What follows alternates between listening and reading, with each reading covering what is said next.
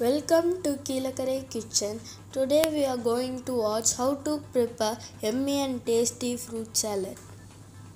First, take one empty bowl and add 1 cup of apple, 1 cup of pomegranate. Then add 1 cup of banana, 1 cup of grapes,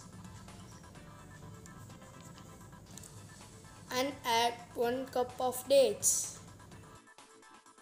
Then add a cup of mango.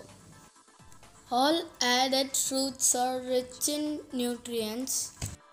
After add 200 gram condensed milk.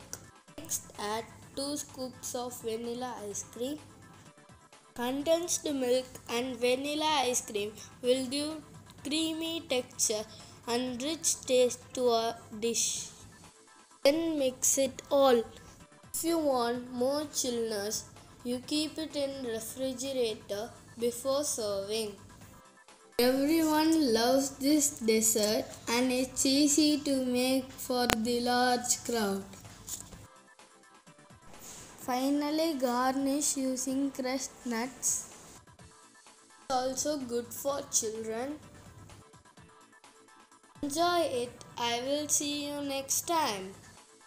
If you like this video, please subscribe our channel and also press the bell icon.